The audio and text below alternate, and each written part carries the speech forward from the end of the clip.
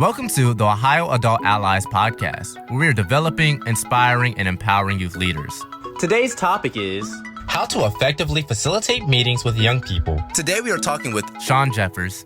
Hello, my name is Sean Jeffers. I am with Youth at the Center in Cincinnati, Ohio. And our Young Not Silent is our youth-led group. And so our focus is we plan a youth summit and also have our young people pick a project each year that they really want to advance. And I've been part of youth-led programs for 3 years. Kevin Rigby. Hey everyone, my name is Kevin Rigby. I work for Youth to Youth International.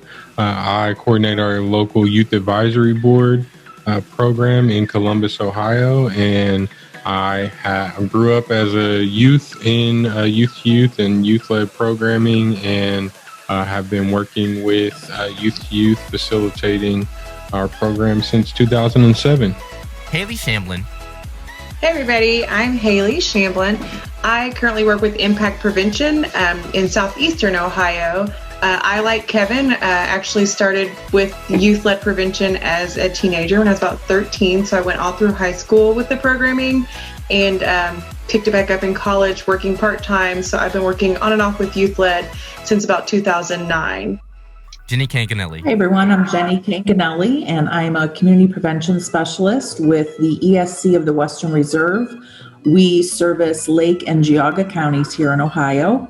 I predominantly facilitate our youth-led groups in numerous of our middle schools and high schools, as well as our Youth Advisory Council, along with our prevention coordinator.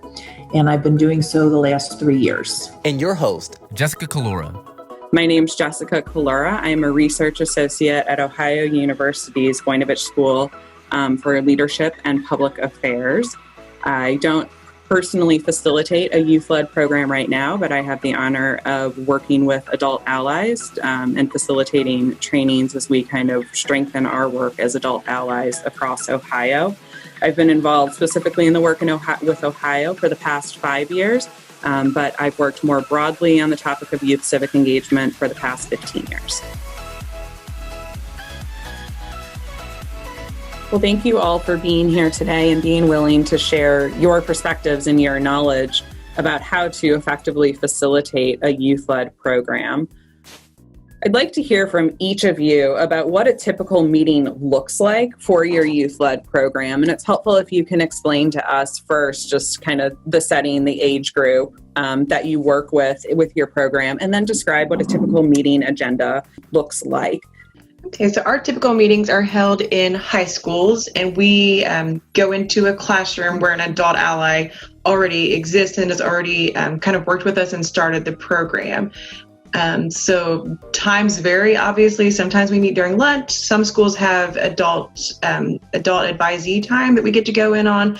So sometimes our meetings are 40 minutes and sometimes they're 10 minutes. So it's really just working with the school's schedule as far as those meetings go. And they also vary from school to school. So we have some programs where our adult allies have really strong programs going, and we have kids that are able to speak and run the meetings on their own. And we kind of just sit back before going. We check the agendas, we check out just kind of what's being talked about and how we can help facilitate. And then there's some other meetings where we as Impact staff go in and we help the adult allies kind of get the meeting started, and then the kids kind of take over. So it kind of varies from school to school.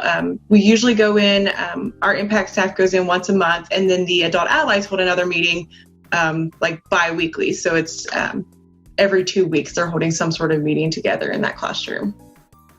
At Youth to Youth, we have our local countywide Youth Advisory Board program that meets every Wednesday night from 6 to 8.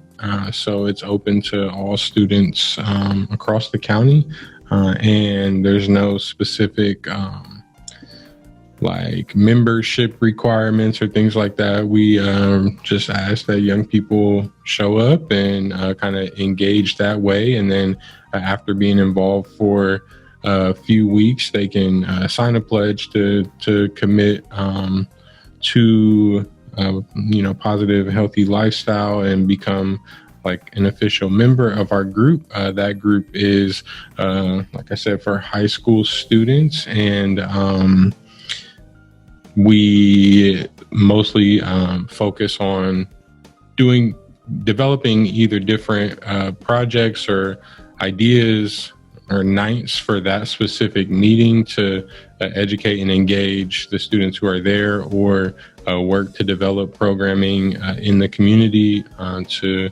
affect positive change. Thanks, Kevin. Jenny? So primarily I work in a middle school with 7th and 8th grade students. We meet during their lunch. So I have my 8th graders first. We meet during that lunchtime. They eat their lunch, and then I meet with my 7th graders and they do the same. So we meet weekly, so it's nice, it's consistent, and we get a good 40-minute chunk of time. Usually in the beginning, they're friends, so they're trying to kind of catch up. That's their only free period of the day. So sometimes it's a little challenging to reel them in. But once we really started getting going on what they identified they wanted to work on in their school, we were really on a roll before COVID hit. And they were working on spreading positive messages and doing sort of a positive message campaign in their school. And we're organizing a scavenger hunt with acts of kindness. And so they were really motivated. And, it's a small group. 7th graders, I had about 8. 8th graders, I had about 9. And so it really enabled them to have some great conversation. Oftentimes they would lead the conversation. I would sit back. Other times I would need to start those conversations, and they would just kind of take it from there. Thanks, Jenny. Sean, what does a typical meeting look like for your group? Yeah.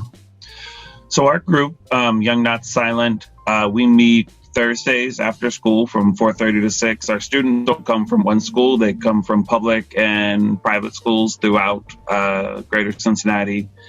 And a couple things is like at the beginning of a meeting, we have food, allow them to kind of catch up, do some icebreaker energizer activities, just to get settled in.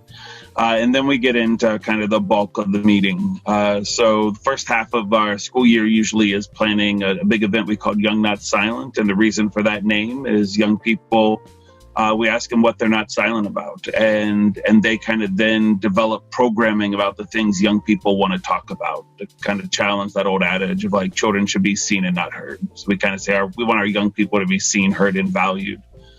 And so that's really like with those topics that get generated, then seeing like what are the things you all want to address. And so last year, mental health, depression, and anxiety and suicide was something that was big on their minds because that was impacting a number of schools in our area. And so that was more where they would talk about what are the things they want to do in the meetings, and then kind of start putting those plans into action. It's interesting to hear the variety of settings and meeting lengths and age of young people that can engage. And really what I'm hearing is there is no typical meeting, right? It's really context specific of what works for your setting and you as an adult ally and your young people. So when we're thinking about preparing for a meeting, Kevin, can you speak to how you develop a productive agenda for the meeting?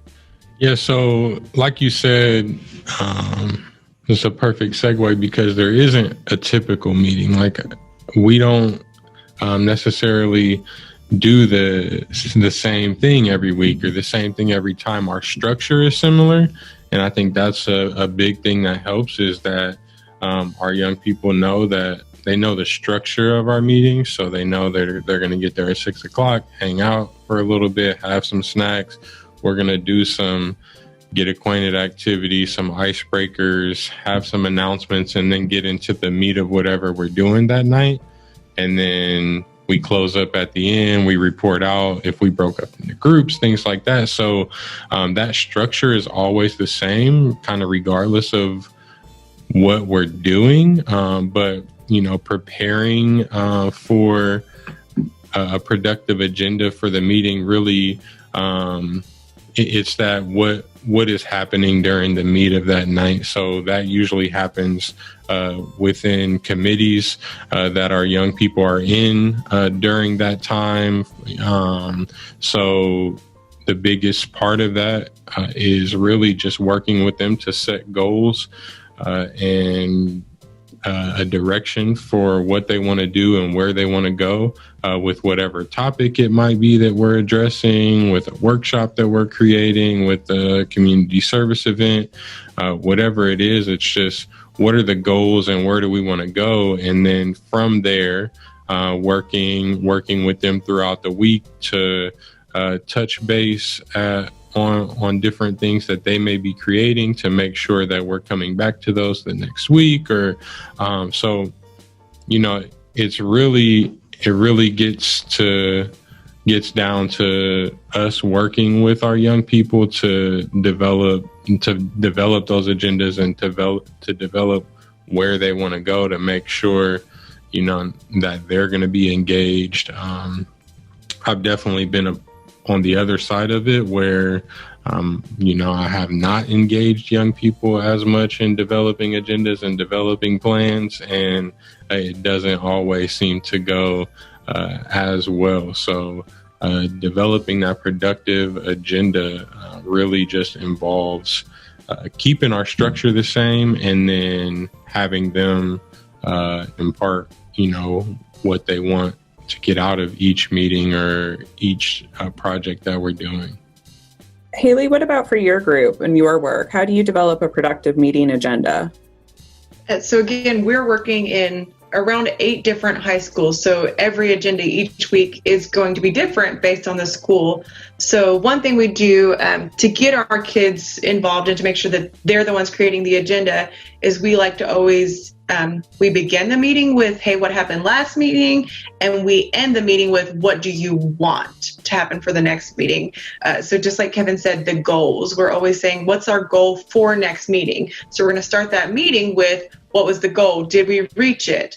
What steps do we need to do as youth? What steps do adult allies need to do? So it's kind of the same structure every week, but again, it's putting it back on the youth of them setting the goals, them reiterating what they've done and where they want to be, and just constantly being beside them and saying, like, what did adult allies do well to get you to this step? What do you need us to step up and do more? What did youth do well to get you to this point? And what do the youth need to do just a little bit better at to get them to the goals? And again, topics vary as far as agenda. We have some schools that are working on mental health, and we have some schools that are working on e-cigarettes. So we can't just produce a massive agenda for all of our youth-led teams. So it's very specific to each school, and it's very specific to those youth and the goals that they want to create. So just always checking back of what progress has been made, and just looking forward as to what we want our goals for that next meeting to be. Going on with what Haley said, I think one of the other things is we try to capture on chart paper whatever happens at one meeting and kind of hang up some of the chart paper around the room so that as people are eating, kind of getting them to do a gallery walk and seeing what's there. And one of the things we've tried to say is, as you are looking, this is to inform you. We're not going to reopen and revote on everything that happened last meeting, so that it's whoever's there kind of moves the project forward. And if there's a great concern, they can raise that, but sometimes you vote on the same thing 4 meetings in a row and then you never move forward because it's the same conversation. And so I think that's one of the things for a meeting agenda is you're informed by the past. You're not going to relitigate the past. It's kind of more thinking about all right, now that what's the next chapter we're going to write tonight? And whoever's there that day gets to kind of put that in place. One of the things that I was hearing across your meetings is that we often have some form of an icebreaker when we start the meeting. So Jenny, would you please speak to some of the icebreakers, or if there's any other activities that you use to make a meeting engaging? I think in the beginning, we really start with, sometimes it's just a matter of name games. sharing their name, having a fun game where they can learn each other's names, and maybe a little fun fact about the other people in the group, because we try really hard to recruit youth from various social, academic populations in the school. So you are not necessarily going to have a group in your YLP group that all know each other or are all friends. So I think really starting off those first several meetings with getting to know one another, getting to know the adult ally in the room, and then building on that every time you meet.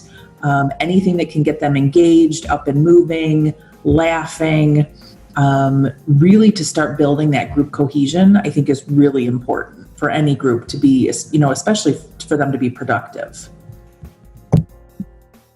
And for those who may not know, what is the name game?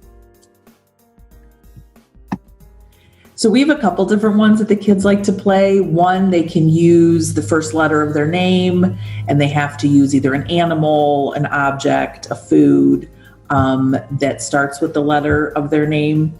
And then you go around in a circle, and the next person has to remember the person before them, and then they start their own symbol or their own letter with another name, and you go around the circle, and the person that's at the end has to remember everyone's. So it's really good because you see a lot of students, helping each other remember, or in my case, helping the adult ally remember names, and or they'll do like a symbol or anything funny that helps you remember that person. Thanks, Jenny. Sean, I know I heard you say that you all utilize icebreakers as well. Can you give us some examples of the icebreakers you use?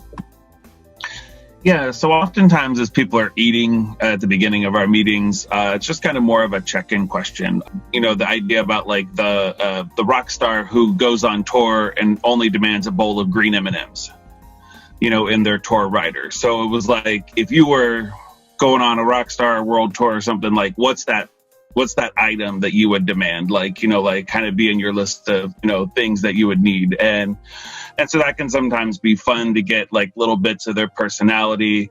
What's a TV show or a Netflix, over like in the past couple weeks when we've been more social distancing, a lot of things have been virtual. It's like, kind of what have you been binging as you've been hanging inside? And so looking at some of these different things, trying to be topical, and also accessible, because if somebody's there for the first time and you kind of ask a really deep question, that can maybe make them feel vulnerable or uncomfortable.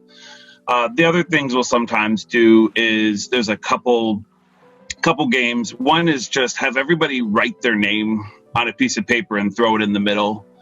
And then everyone will grab somebody else's piece of paper, but you then kind of give them an excited greeting as if you were saying their name backwards.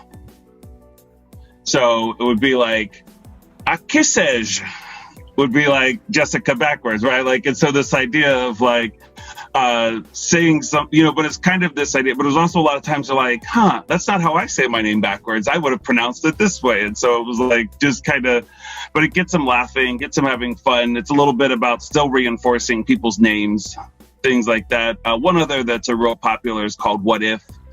Everyone takes an index card and you write a what if question on it. So like, what if gummy bears could come alive, or whatever. And then everyone puts those cards in the middle, you shuffle them up and you grab them. And then everyone has to write like a then statement.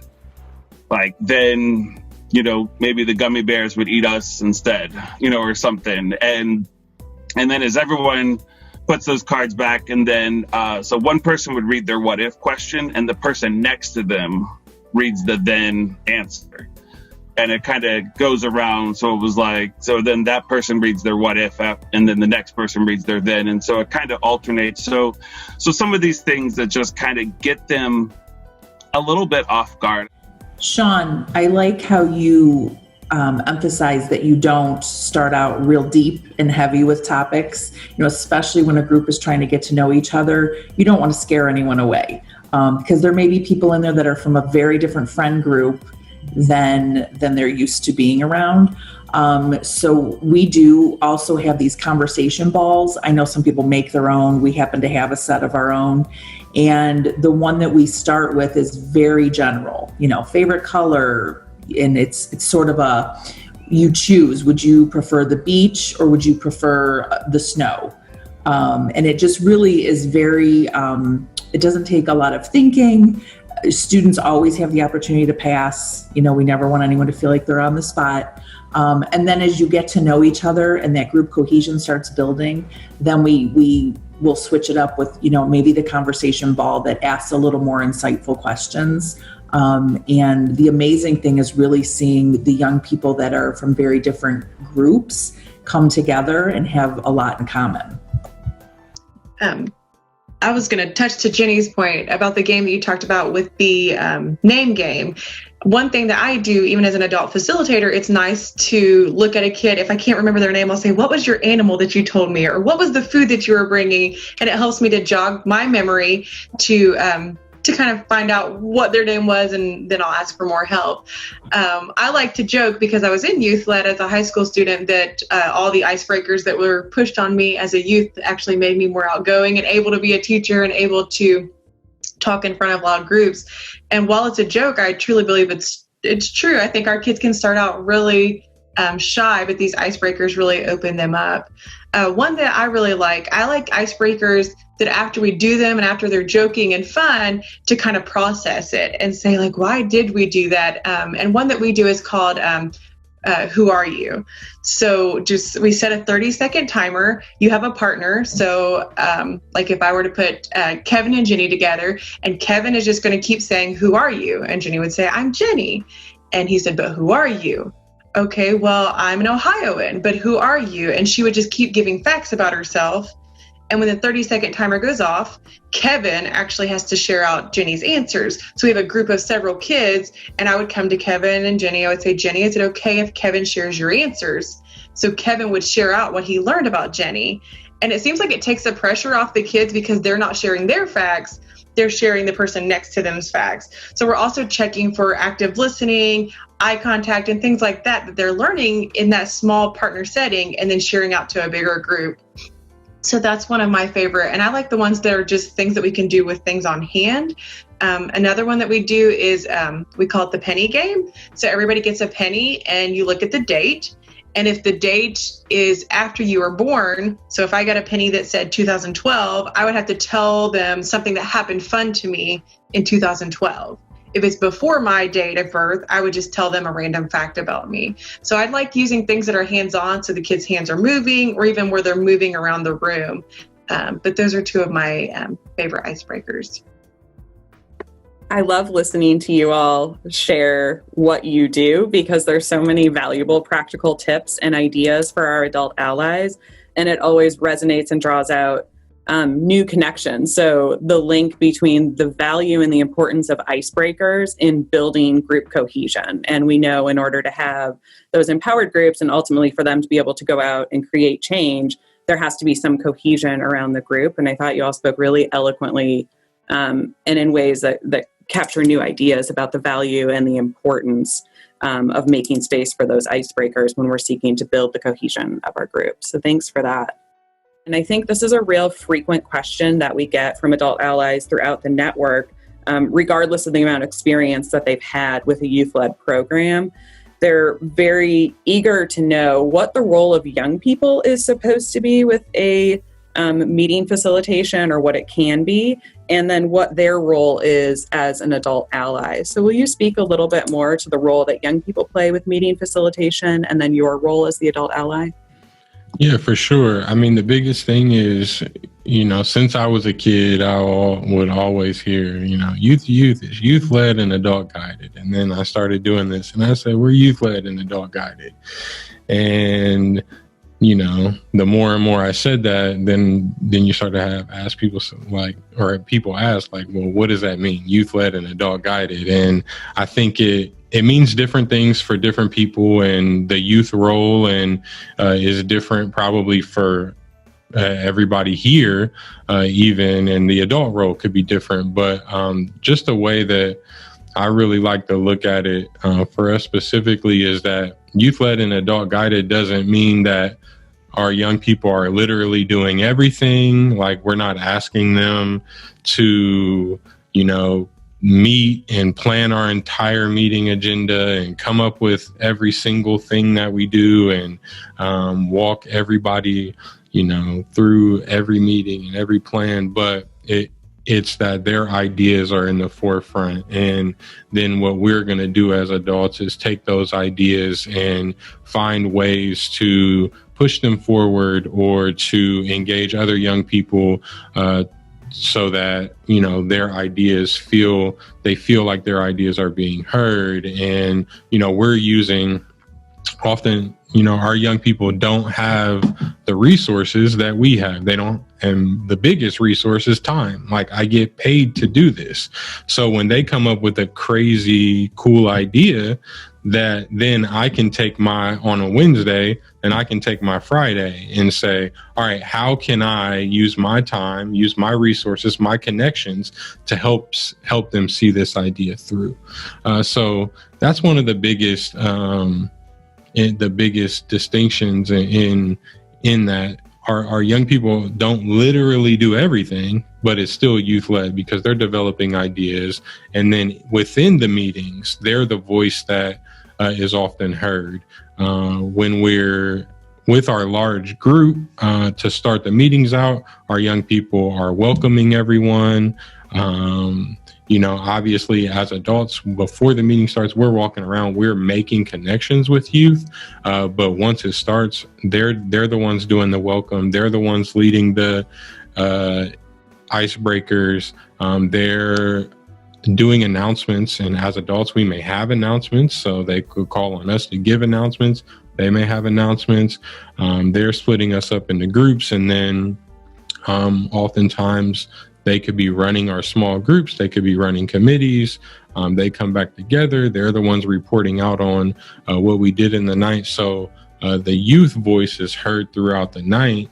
And that's their role, like to share their voice, to be heard. And our role is really to support them and push their ideas forward and help them along the way. Thanks, Kevin. Jenny, what about for your groups? What's the role with youth in your meeting facilitation with middle school they're in school students, and what's the role of the adult ally? I think, piggybacking on what Kevin said, it really is all about their voice, the youth voice. They join the youth-led group, and I think the selling point to them is that it is a safe space where they are actually listened to. Most times, I have a small group and they've gotten to know each other pretty well, but I start meetings every week with just a brief check-in. And there are some meetings where it's hard to get past the check-in because of some of the stressors that are going on, or maybe a roadblock in what they were planning. And we really just have open, honest conversations.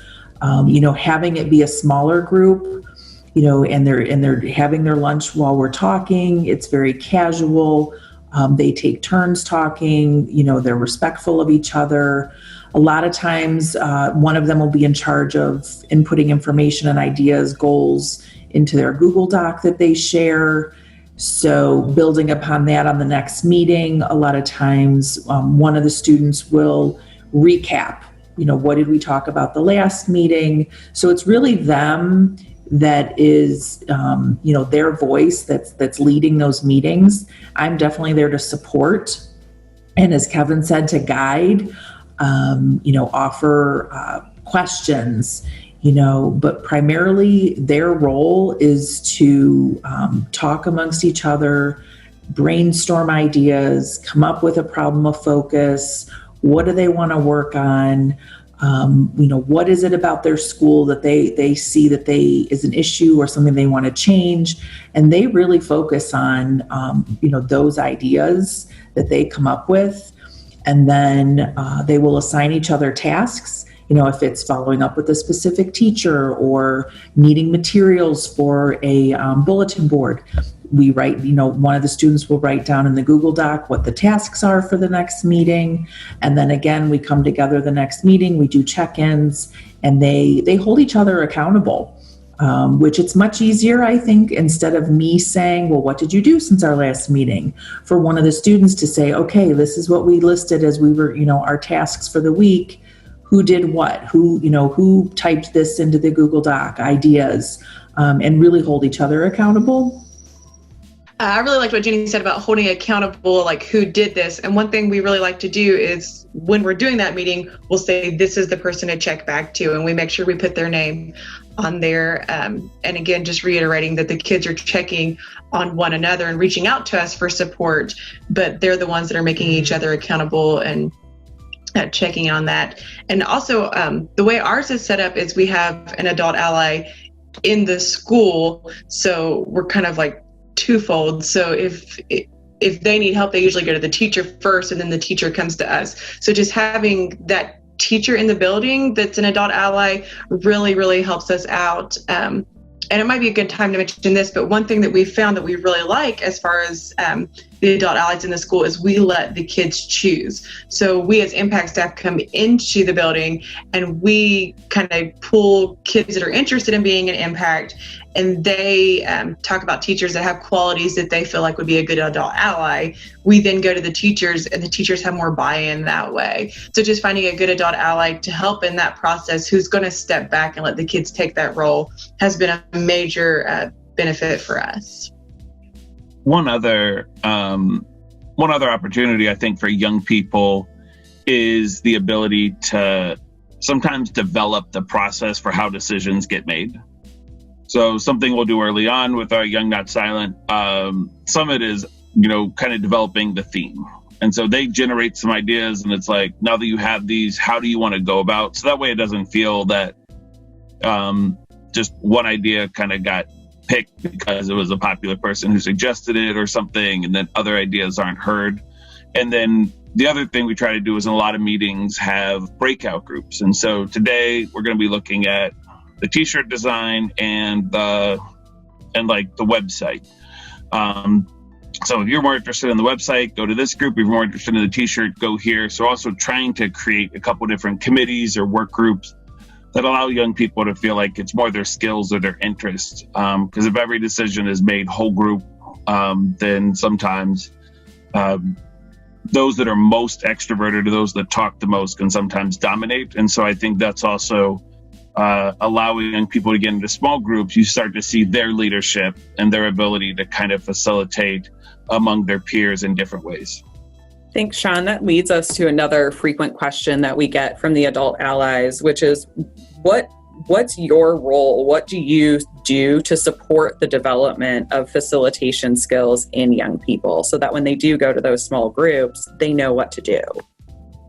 So I think I would say one thing when thinking about the role of adult ally is, as Kevin mentioned earlier, right? Like, we oftentimes are doing this work and getting paid for doing it. So sometimes we're worried about asking too much of the young people. But that can also cause us to not delegate and not really authentically allow young people to lead. And so I think instead of looking at it like I'm taking advantage of young people, it's more like we're partnering with young people in a lot of ways. And so I'm getting the ideas from young people and then saying, what I'm going to do is take your idea that you developed for a t-shirt design, and I'm going to go get with our designer. I'm going to go do the legwork and do the details so that next time we have a meeting, I can bring back a mock-up and have you all look at it. So I think I'm the, helping their designs become reality, but really allowing them in the meeting to do that. I think the other thing we've said is everything we try to accomplish is in the meeting. The minute young people leave the meeting, they have after-school jobs, they have sports, play practice, homework, a number of other commitments. There's not always, if you say like next week, come back and do all this legwork, that doesn't always let our young people set them up to succeed because they have so many other commitments. So I think that's where in the meeting, we really let them lead, share their ideas, really come to consensus around what they want to see happen.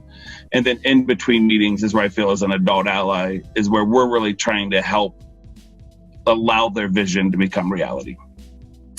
What about others? What do you do to support the development of young people's facilitation skills? For us specifically, we hold trainings throughout the year that are for just that, that focus on, just core things that every young person is going to need eventually is public speaking, being up in front of a group, asking processing questions, all of that stuff where we have training specific. We try to do 4 specific trainings to those things throughout the year, and then for our other camps and conferences, they have to do trainings to be a part of that. And all of that kind of training helps them to really hone in on what it is that they need to do as a facilitator. Like I talked about before, just using all the little things to really help their development and push it forward. So instead of just having, when the group starts, instead of just handing a piece of paper to somebody and say, here, you do the welcome, and these are the announcements, you can call on these people, we have them come down a little bit early and actually practice these things that sometimes really do feel remedial. But we use those little moments to say, well, why don't you say that a little louder? Or why don't you ask the question in this way instead? The same thing with the icebreaker activities, really pushing them to further an idea on something that in the grand scheme of things may not feel like it means as much, but once they learn how to develop and take this idea that's already been created by somebody else and add in their own little spice, that helps when we get to the other parts of developing community-wide workshops or community-wide projects. So it's really, I think, though we do the big trainings and that really focus on being a great facilitator, it's the one-on-one work that we do before a committee starts or before a meeting starts, and then also touching base after. I really like the way that you asked this, or the way that you got the group to go here. Why don't next week we think about doing it this way? Or if we, challenging them as well. So I think that's a big way that helps us, is using every little moment and the big moments to further their facilitation. I really like what Kevin said about following up with the kids. One thing that we like to do is after any of our kids present or after any time they help with a meeting, we always give them 2 I likes. I like how you did this. I like how you did that. And then we give them a how about. How about next time we do this? And that seems to really help them kind of hone their skills and just getting to the next level. And we also like to incorporate those public speaking skills, those leadership skills. We like to incorporate those into fun games, again, to where there's not as much pressure for them to learn public speaking. It's not like a set down training. It's a fun game. And we like to give them random objects like a blow dryer and say, okay, your community has a problem. Tell us what the problem is and tell us how this blow dryer is going to fix it. And just making them work through those steps of public speaking over a crazy hair dryer that they have to make up about just kind of gets them out of their shells. And then they can sit down and talk about a real problem in their community. So just making it a fun game kind of takes the pressure off of how loud am I talking, how fast am I talking, and things like that. We also know in order to facilitate a youth-led program, it requires strong facilitation skills on the adult allies' part as well. And I'm wondering what you do personally to kind of hone your facilitation skills as an adult ally. I think one of the things we try to do is there's a number of different assessments, whether character strengths or leadership compass, that just recognizing that all of us maybe lead in slightly different ways. All of us bring different strengths to the table. We just have different learning styles, different ways we connect and receive information. And so I think one of the things that's really helpful is having that activity. So in a leadership compass style, traditionally, those who are, if you're familiar with leadership compass, or if you're not, those in the North are considered to be like in-charge activists, like who are comfortable being. So traditionally, those have been the people, especially young people, that have get identified already as leaders, is that, they get put forth. And we maybe miss out on some of those who are more thoughtful or introverted, but have other ways that they can lead and process information. And so I think as an adult, it can be a scary thing to throw out a question to a group of young people, and then there's just silence. And we think, like, did they not understand my question? Do I need to restate the question? Do I need to fill the air and talk more to like try and get something happening, and so I think just allowing that silence sometimes to sit there for a second. And so my colleague David will sometimes be like, this meeting goes till 1, I'll wait.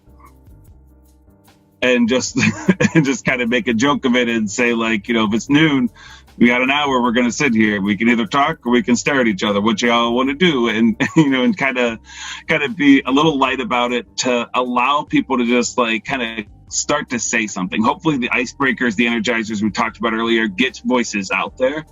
But I think it's also that aspect of, there can be just sometimes to save us from standing in front of a group of people because it's awkward.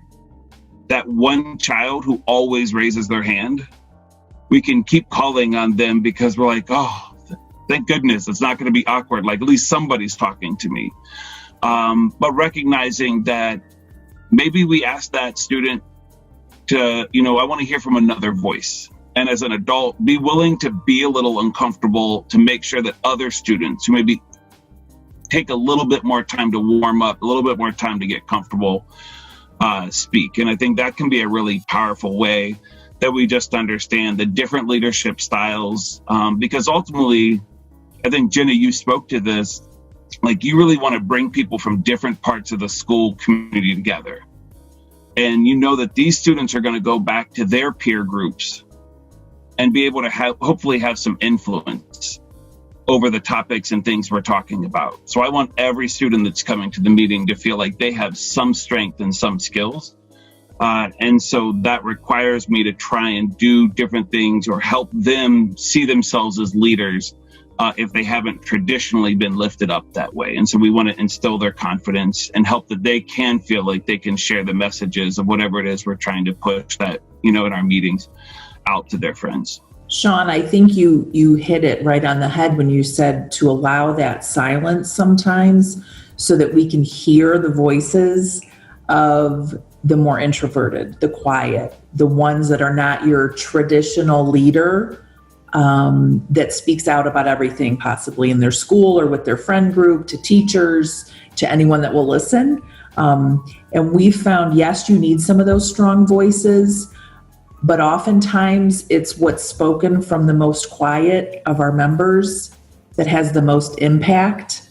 I know, for example, my 7th grade group, we had a young lady in there that never spoke for weeks. Delightful, everyone liked her. And finally, we were brainstorming an idea for this massive project they wanted to do. And she comes up in her quiet voice and says, I think we should do a kindness scavenger hunt. And the whole group was like giddy with excitement because they loved the idea. She was beaming because she came up with this great idea. And that was the project they ended up wanting to work on. But had we not allowed that silence and that opportunity for everyone to have a voice, she may have never spoke up in that group. She may never have come back to that group if she felt like she wasn't going to be heard. And if we're selling it as this is a youth-led group where youth voice matters, we as facilitators really need to make sure that we are honoring that and respecting that and all of the individuals. When I first started, I was very uncomfortable with the awkward silence. So I started my journey kind of as a second grade teacher, to where the kids want you talking, and or if they want to talk, they're definitely going to do it. But as you work with older kids, they can kind of wait you out on the silence sometimes. So one thing we like to do is what I talked about earlier is the pair and share. So you two share your ideas, and then one of you is going to share out. And because I have that teacher tendency, I try to make myself accountable, and I tell somebody, okay, Sean, if I'm talking too much, let me know so the youth can have a voice. I try to pair myself with an adult that's going to tone me down to where I'm not constantly skipping over those pauses, because I think those pauses are very, very important. So I think that's just one thing. It's being aware of those pauses and just having activities that kind of pull them out of their shells during those awkward silences, for sure. I think to go along with the 7 seconds of silence rule, is that's something that I learned, and as a facilitator, I am constantly, learning and watching. So anytime I go to a workshop where there's another adult leading or a young person or anybody that's facilitating something that I'm a part of, I always make it a point to not only be there to take in what they're saying and take in what they're teaching, but also to watch how they're going about it.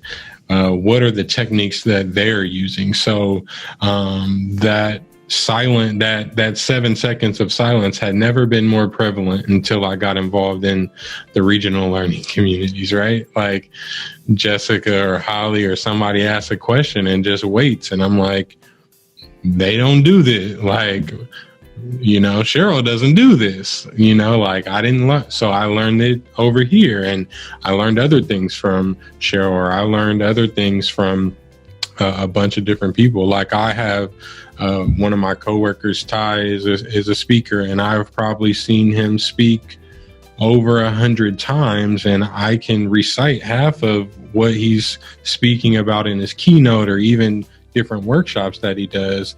But there's always different elements that are that every group has, especially if it's more like a workshop setting, and I'm watching and I'm learning. So now when I go to watch him do a workshop that I've seen a million times, I'm paying attention to how does he handle this situation, or how does he process that question, or dive or ask a deeper question to someone, like what are those things. So really that's the biggest thing for me is that constant learning and knowing, all right, this is where I'm at, this is where I want to go. And then also after I get done facilitating, a big thing or a small thing, like Haley was saying, is like that personal inventory. How did I do? How do I really think I did? What did I come in fully prepared? What did I need to prepare more? Did I give enough time for people to actually answer questions, or did I dominate the conversation? And really just try to improve on that every time that I lead. One other thing I wanted to mention, based on Jenny, you were talking about the little girl that had the awesome idea for the scavenger hunt and how you guys celebrated that. One word that I would have to say for facilitation skills is validate. Even if it's the craziest idea and you don't think there's any way it's going to work in this group, validate it, write it down. And whenever we're sharing ideas, we write down every idea, whether it's super simple to pull off or whether it can never be pulled off. We validate that child, we write it down, and then we let the group discuss, can we do this? Is this feasible? Will this work? But I think had she came to you with that scavenger hunt idea and you're like that would have shut her down completely. So I think just always validating kids and their ideas is a major part of facilitating the meetings. I appreciate the critical reflection that I heard in all of you, and how that's really a key part of building and refining your skills as a facilitator. We always like to hear just a 30-second soundbite. If you had to give one tip or trick to other adult allies about facilitating a productive youth-led meeting, what would it be? My tip and trick would just be to engage pop culture because those things that our young people are interested in get them excited and can be the great start for icebreakers or different things to kick off your meeting and really help facilitation along the way, even as an adult. Knowing what's going on in the world that young people are interested in, just to be able to have those conversations and throw those things in when I am facilitating or working with another young person, it sometimes makes all the difference to their connection to you, which then gets them connected to the things that we're doing. Kevin, and I think you hit what my biggest tip and trick would be, is making those connections and building those relationships. And finding something that interests young people, even just a simple, oh, did you watch that game last night? Or, I heard so-and-so was coming to town to play a concert. They will just be blown away that as an adult, you have any interest at all in what's going on in their world. And just starting to build those relationships and building, trust.